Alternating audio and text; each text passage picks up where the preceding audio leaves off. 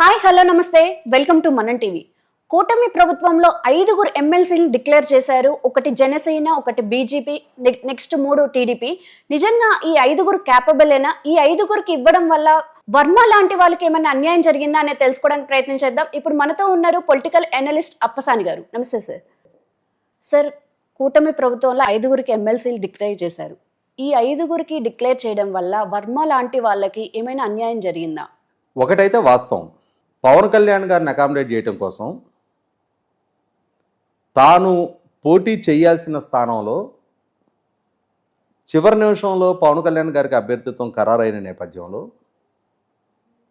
తాను పోటీ నుంచి విరమించుకోవాల్సిన పరిస్థితులు ఉత్పన్నమైన పార్టీ తీసుకున్న నిర్ణయానికి ఆనాటి ఉన్న పొలిటికల్ కంపల్షన్స్కి, అంటే జగన్మోహన్ రెడ్డి గారు లాంటి ఒక పాలకుడిని ఓడించి తీరాలి అని అంటే ఓట్లు చీలికని నివారించడం కోసం తెలుగుదేశం, జనసేన, భారతీయ జనతా పార్టీ కలిపి అలయన్స్గా పోటీ చేయాలి అని ఒక నిర్ణయానికి వచ్చిన నేపథ్యంలో ఆ రోజున్న పరిస్థితుల్ని అర్థం చేసుకొని నాయకత్వం నిర్ణయానికి సహకరించి పవన్ కళ్యాణ్ గారి గెలుపుకి వర్మ గారు చాలా కీలకంగా దోహదం చేశారు. 100కి 100 పాళ్ళు ఇప్పుడు వచ్చిన ఎమ్మెల్సీ ఎన్నికల్లో వర్మ గారికి అభ్యర్థిత్వం ఖరారు చేస్తారు అని చెప్పని అందరూ ఆశించారు. సహజంగానే వర్మ గారు కూడా ఆశించడంలో ఎటువంటి తప్పు లేదు. చంద్రబాబు నాయుడు గారు కూడా పబ్లిక్ లో చెప్పారు కదా సార్. అదే అంటున్నా. అయితే ఇక్కడ జరిగింది ఏంటి అంటే, ఉన్నాయి 5 స్థానాలు. ఈ 5 స్థానాల్లో 2 మిత్రపక్షాలకు కేటాయించాల్సి వచ్చింది. ఇక్కడ గమనించుకుంటే జనసేన పార్టీ అలాగే భారతీయ జనతా పార్టీ తరఫున 2 కాపు సామాజిక వర్గీయుల్ని అభ్యర్థులుగా ఎంపిక చేశారు. అంటే 2 అగ్రవర్ణాల నుంచి అభ్యర్థులుగా ఎంపికయ్యారు. వర్మ గారైనా, దేవినేని ఉమ్మగారైనా, వంగవీటి రాధా గారైనా వీరు కూడా అగ్రవర్ణాలకు సంబంధించిన నాయకులే. ప్రభాకర్ చౌదరి గారు, టీడీ జనార్దన్ గారు, ఇటువంటి వాళ్ళు అందరూ కూడా యాస్పిరెంట్స్గా ఉన్నారు. సహజంగా చంద్రబాబు నాయుడు గారి ప్రభుత్వం మొదటి నుంచి కూడా కొంత సామాజిక న్యాయానికి ప్రాధాన్యత ఇస్తూ వస్తారు. అలా ఇచ్చే క్రమంలో 5 అభ్యర్థులను ఖరారు చేయాల్సి వచ్చినప్పుడు అగ్రవర్ణాల నుంచి 2కి కేటాయింపు జరిగిన తర్వాత బీసీలు, ఎస్సీలకి కూడా ప్రాధాన్యత ఇచ్చి తీరాల్సిన అవసరం ఉంటుంది. అలా కాకుండా 5కి 5 అగ్రవర్ణాలతోటే నింపేశారు అనుకుందాం. 100కి 100 పాళ్ళు వర్మగారు ప్రాముఖ్యత ఉన్న వ్యక్తే, దేను ఉమ్మగారు ప్రాముఖ్యత ఉన్న వ్యక్తే, వంగవీటి రాధా, బుద్ధా వెంకన్న బలహీన వర్గాలు. అయితే ఇక్కడ గమనించుకుంటే ఏంటంటే, ప్రాంతాలు, సామాజిక వర్గాల కూర్పు విషయంలో చంద్రబాబు నాయుడు గారు చాలా స్పెసిఫిక్గా ఉంటారు. అది మనకందరికీ మొదటి నుంచి తెలిసిన ఇష్యూనే. కాబట్టి ఆయన 2 స్థానాలకు సంబంధించిన అభ్యర్థుల ఖరారులో తన ప్రాధాన్యత, తన ప్రమేయం లేదు. ఆయా పార్టీలు వారికి నచ్చిన అభ్యర్థులను ఎంపిక చేసుకుంటారు. అలాగే జనసేన పార్టీ నుంచి నాగబాబు గారి అభ్యర్థిత్వాన్ని పవన్ కళ్యాణ్ గారు ఖరారు చేశారు. ఆయన నామినేషన్ వేయటం కూడా అయిపోయింది. ఈరోజు భారతీయ జనతా పార్టీ నుంచి సోమవీర్రాజు గారిని ఖరారు చేశారు. బహుశా అధికారికంగా ప్రకటించడం ఇప్పుడు అయ్యున్నా ఇంటర్నల్గా పార్టీల మధ్య ఆ సమాచారం ముందే ఉండుండొచ్చు. ఇవాళ 2 కాపు సామాజిక వర్గీయుల్ని 5లో ఖరారు చేసిన తర్వాత తెలుగుదేశం పార్టీ నుంచి కూడా వంగవీటి రాధా గారు వంటి వాళ్ళని ఎంపిక చేయడం సాధ్యం కాని పరిస్థితి. ఇంకా అక్కడ అంటే 5లో 3 ఒకే సామాజిక వర్గానికి ఇవ్వడానికి వీలు కాదు. అదే సందర్భంలో 5లో 3 అగ్రవర్ణాలకు ఇచ్చి ఒక బీసీ, ఒక ఎస్సీ, ఇది కూడా కొంచెం అంటే విమర్శనాత్మకంగానే ఉంటుంది. అయితే ఇక్కడ గమనించుకోవాల్సింది ఏంటి అంటే, పదవులు దక్కాల్సిన అర్హులైన అభ్యర్థులు చాలామంది ఉన్నారు, యాస్పిరెంట్స్ చాలామంది ఉన్నారు, ఆశావహులు చాలామంది ఉన్నారు. పదవులు తక్కువగా ఉన్నాయి. అటువంటప్పుడు ఎవరిని ఎంపిక చేసినా, ఒకవేళ వర్మ గారిని, ఉమా గారిని, రాధా గారిని ఎంపిక చేసినా బీసీలకు ఇవ్వలేదు, ఎస్సీలకు ఇవ్వలేదు, మైనార్టీలకు ఇవ్వలేదు, ఎస్టీలకు ఇవ్వలేదు అనే విమర్శలు వస్తాయి. లేదు, ఇప్పుడు ఎంపిక చేసిన విధంగా బీసీలు, ఎస్సీలకు ప్రాధాన్యత ఇచ్చినా కూడా చూసావా పార్టీలో లాయలుగా ఉన్న వర్మ గారికి ఉమ్మ గారికి ఇవ్వలేదు అనేది విమర్శలు వస్తాయి సహజంగానే. ఇవాళ ఒక సంక్లిష్ట పరిస్థితుల్లో ఆ విధమైన నిర్ణయం చేయటం అనేది నాయకత్వానికి కూడా కొంత సవాలైన వ్యవహారమే.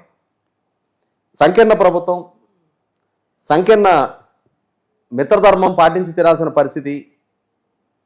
సహజంగా జనసేనకు ఒకటి వెళ్ళిన తర్వాత 4 తెలుగుదేశానికి వస్తాయి అనుకున్నారు. ఒకవేళ అలా వచ్చున్నట్టయితే 100% వర్మ గారిని అకామిడేట్ చేయడానికి ఆస్కారం ఉండేది. అయితే ఇక్కడ ఒక అంశం ఏంటంటే ఎంకిపెళ్ళి సుబ్బిచావుకు వచ్చింది అన్నట్టుగా జనసేన భారతీయ జనతా పార్టీ ఇరువురు కూడా కాపు సామాజిక వర్గాన్ని ఎంపిక చేయడంతో వంగవీటి రాధా గారికి అది ప్రతిబంధకంగా మారింది.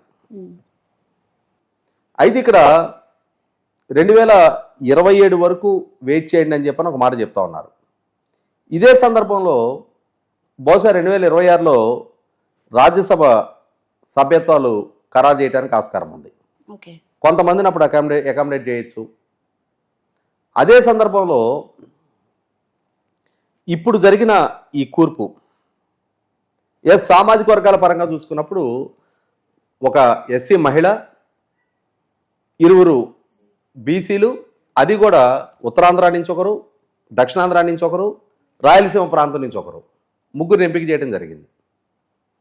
సామాజిక వర్గాల కూర్పు పరంగా చూసుకున్నా, అదే సందర్భంలో పార్టీ లాయల్టీ పరంగా చూసుకున్నా కూడా దశాబ్దాల తరబడి అంటే ఎన్టీ రామారావు గారి పిలుపు మేరకు రాజకీయ రంగ ప్రవేశం చేసి 5 సార్లు తెలుగుదేశం పార్టీ నుంచి శాసనసభ్యులుగా ఎన్నికయ్యి దేశంలోనే మొట్టమొదట దళిత మహిళా స్పీకర్గా పేరు ప్రఖ్యాతులు తెచ్చుకున్న ప్రతిభాభారతి గారి కుమార్తెగా, ఉన్నత విద్యావంతురాలుగా, తెలుగుదేశం పార్టీ అధికార ప్రతినిధిగా గ్రీష్మ గారి అభ్యర్థిత్వం ఖరారు చేయటం పట్ల పెద్ద ఆక్షేపణలు లేవు. అలాగే రాష్ట్ర తెలుగు అధ్యక్షుడిగా పనిచేసి ఇవాళ రాష్ట్ర కార్యదర్శిగా ఉంటూ తెలుగుదేశం పార్టీలో చిరపరిచితుడైన రవిచంద్ర యాదవ్కి ఇవ్వటం పట్ల కూడా ఆక్షేపణ లేదు. అలాగే 2 సార్లు కర్నూలు జిల్లా పార్టీ అధ్యక్షుడిగా పనిచేసి ఉన్నత విద్యావంతుడు, లాయర్గా ఉన్న బీటీ నాయుడు గారి పట్ల కూడా ఎవరికి ఆక్షేపణ లేదు. ఎందుకంటే వాళ్ళ రాయలసీమ ప్రాంతంలో వాల్మీకి, బోయ సామాజిక వర్గీయులు చాలా ఎక్కువ మంది ఉన్నారు. ముఖ్యంగా అనంతపురం, కర్నూలు జిల్లాల్లో కొన్ని లక్షల మంది ఆ సామాజిక వర్గీయులు ఉన్నారు. వాస్తవంగా గత ప్రభుత్వ హయాంలో ఆ సామాజిక వర్గం నుంచి కాలువ శ్రీనివాసులు గారికి మంత్రి పదవి దక్కింది. ఈ టెన్యూర్లో కూడా గుమ్మనూరు జయరాం గారు గతంలో జగన్మోహన్ రెడ్డి గారి ప్రభుత్వంలో మంత్రిగా పనిచేసిన ఆయన్ని తెలుగుదేశం పార్టీ నుంచి గుంతకల్ నుంచి శాసనసభ్యుడిగా ఎంపిక చేశారు. అయినా ఆ సామాజిక వర్గం నుంచి మంత్రివర్గంలో ప్రాతినిధ్యం లేదు. ఇటువంటి స్థితిలో ఎమ్మెల్సీ ఇవ్వటం ద్వారా ఆ సామాజిక వర్గ ప్రాధాన్యతను గుర్తించే విధంగా పార్టీ తీసుకున్న నిర్ణయం. అన్నిటికన్నా ముఖ్యంగా పార్టీ క్రైసిస్లో ఉన్నప్పుడు, ఓటమి చెందుండి చంద్రబాబు నాయుడు గారు అరెస్ట్ అయ్యి ఉన్నప్పుడు నాయకుడి పట్ల, పార్టీ పట్ల బీటీ నాయుడు గారు ప్రదర్శించిన అంకిత భావానికి గుర్తింపు, గౌరవంగానే వారికి తిరిగి కొనసాగింపు నిర్ణయం చేయటం జరిగింది. కాబట్టి ఇప్పుడు తీసుకున్న ఈ ఎంపిక ఆ 3 ఎంపిక పరంగా, వారి పరంగా చూసుకున్నప్పుడు ఆమోదమే. అదే సందర్భంలో వర్మ గారు, దేవినేని ఉమ్మ గారు, బుద్ధా వెంకన్న గారు, టీడీ జనార్దన్ గారు, అలాగే టీడీపీ నాలెడ్జ్ సెల్ చైర్మన్గా ఎప్పటి నుంచో పనిచేస్తూ వస్తున్న మాల్యాద్రి గారు. ఇక్కడ ఏమవుతుందంటే మనకి ఫ్రంట్ ఎండ్ ఉండి క్రియాశీలకంగా పనిచేసే నాయకులు కొంతమంది ఉంటారు, బ్యాక్ ఎండ్ పార్టీకి సంబంధించిన ఐడియాలజీ క్యాంపెయిను, ఇటువంటి వాటిని మానిటరింగ్ చేసే ప్రోగ్రామింగ్ కమిటీసు, ఇటువంటి వాటిని మానిటరింగ్ చేసే నాయకులు కొంతమంది ఉంటారు. వారు మనకి ఫ్రంట్ ఫేజ్లో కనపడరు, కానీ వారు అందరి సమిష్టి కృషి పార్టీ నిర్వహణ. సరే, అయితే ఇప్పుడు వర్మ గారికి ఎమ్మెల్సీ ఇవ్వలేదని భావోద్వేగానికి గురయ్యి టీడీపీ పార్టీకే రాజీనామా చేస్తున్నారు అని చెప్పి వైసీపీ బాగా ప్రచారం చేస్తుంది. అంటే దీన్ని ఏం చేస్తుంది? అది రెచ్చగొడుతున్నట్ట? ఇక్కడ గమనించుకుంటే వర్మ గారు టీడీపీ పార్టీకి రాజీనామా చేయరు. ఆయన ఆల్రెడీ ఈరోజు కూడా స్టేట్మెంట్ ఇవ్వడం జరిగింది. ఏ పరిస్థితుల్లో ఇవ్వలేదు ఏంటి అనేది, నాయకత్వానికి ఉన్న కంపల్షన్స్ ఏంటి అనేది నాకు అవగాహన ఉంది. దీన్ని వివాదాస్పదం చేయాల్సిన అవసరం లేదు అని చెప్పి ఆయన స్టేట్మెంట్ ఇవ్వడం జరిగింది. ఆయన తెలుగుదేశం పార్టీలో క్రమశిక్షణ కలిగిన నాయకుడు, ఖచ్చితంగా ప్రజాభిమానం కలిగిన నాయకుడు కూడా. అటువంటి నాయకుడిని తాను పోటీ చేయాల్సిన నియోజకవర్గంలో 5 సంవత్సరాల పాటు గ్రౌండ్ వర్క్ అంతా తను చేసుకొని ఉన్న నియోజకవర్గంలో చివరి నిమిషంలో పవన్ కళ్యాణ్ గారి పోటీ కోసం తాను పక్కకు జరగాల్సిన పరిస్థితి ఉత్పన్నమైన రోజు కూడా ఆ నిమిషాన్ని ఆయనకు తెలుసు. ఇప్పుడు ఈ నిమిషాన్ని నేను పోటీ నుంచి విరమించుకున్న సందర్భంలో నా స్థానం పవన్ కళ్యాణ్ గారు లాంటి ఒక మాస్ క్రౌడ్ పుల్లర్ తోటి నిండిపోతుంది, రేపు నాకు ఇంకా మళ్ళీ ఇక్కడ పోటీ చేసే అవకాశం దక్కకపోవచ్చు భవిష్యత్తులో కూడా అనేది ఆయనకు తెలుసు. తెలుసుండి కూడా తన మూలాలు దెబ్బతింటారు అని చెప్పని తెలుసుండి కూడా ఆ రోజు పార్టీ తీసుకున్న నిర్ణయానికి సహకరించిన క్రమశిక్షణ కలిగిన నాయకుడు వర్మ గారు. 100కి 100 పాళ్ళు అటువంటి నాయకుడిని ఖచ్చితంగా తెలుగుదేశం పార్టీ కాపాడుకుంటుంది. ఆయనకు అన్యాయం జరగదు.